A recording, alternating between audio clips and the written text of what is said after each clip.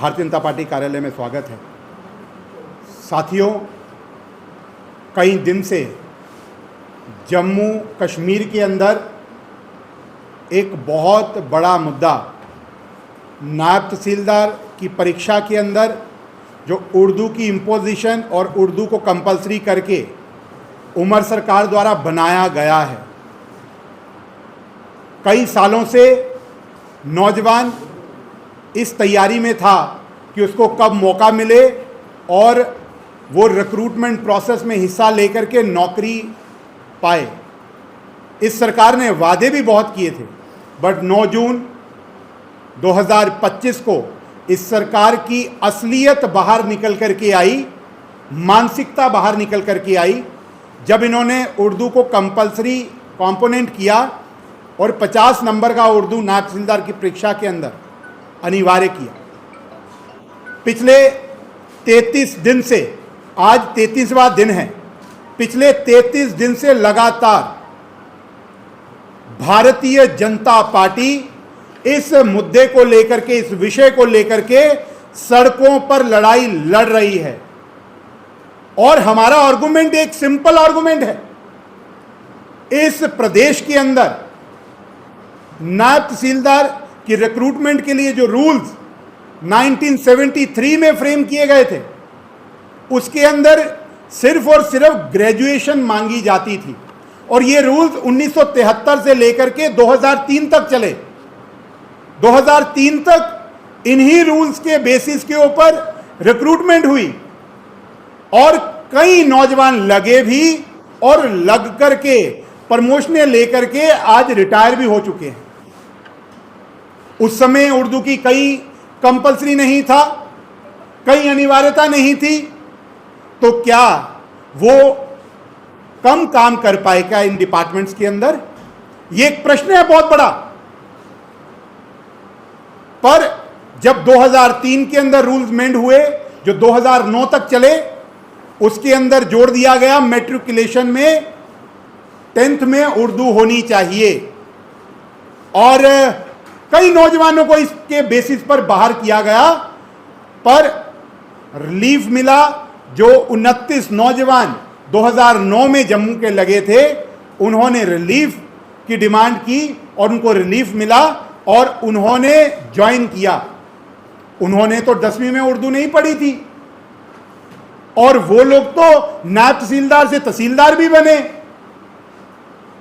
उन्होंने कई अरसे से इस डिपार्टमेंट में सर्व भी कर रहे हैं। क्या उन्होंने कम काम किया क्या?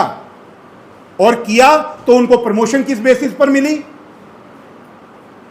ये जो निर्णय है, ये सरासर बाहर एक पूरे तबके को, लगभग 80% को इस रिक्रूटमेंट से बाहर रखने का निर्णय है, जिसके खिलाफ हमने पहले दिन से ये डिमांड रखी थी।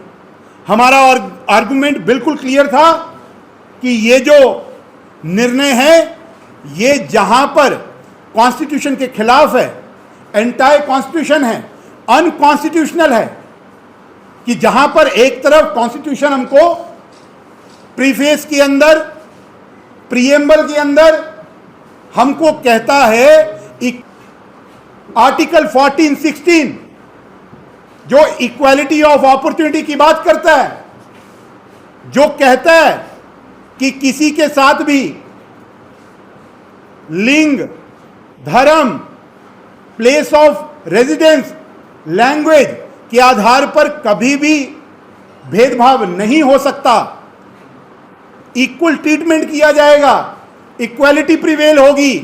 और आर्टिकल 16 कहता है, इन्हीं बेसिस के ऊपर पब्लिक एम्प्लॉयमेंट में equality of opportunity in public employment में कभी भी डिस्क्रिमिनेशन नहीं हो सकती।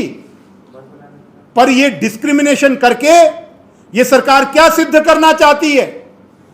यह किसको खुश करना चाहती है? यह किसके साथ खड़ी है? आज 33 दिन के बाद समझ में आ रहा है। जब 2015 में रिक्रूटमेंट प्रोसेस शुरू हुआ, 2019 में खत्म हुआ, उसके अंदर किस तरीके से 126 लोग उर्दू में फेल हुए, 122 जम्मू से थे। वो एक प्रेसिडेंट बन गया कि लोगों को समझ में आ गया कि जम्मू तो कभी भी डीप रूटेड लैंग्वेज इस रीजन की थी ही नहीं, कभी भी एम्फेसिस किया ही नहीं गया। स्कूल एजुकेशन में, हर एजुकेशन में कभी भी ये कंपलसरी सब्जेक्ट था ही नहीं, तो क्यों भेदभाव किया जा रहा है? जब नायब तहसीलदार के लिए आप उर्दू की अनिवार्यता करते हैं तो नायब तहसीलदार से ऊपर तहसीलदार रहता है, जो नायब तहसीलदार भी प्रमोट होकर के तहसीलदार बनते हैं। कुछ लोग डायरेक्ट सर्विसेज से भी आते हैं, जम्मू कश्मीर एडमिनिस्ट्रेटिव सर्विसेज से।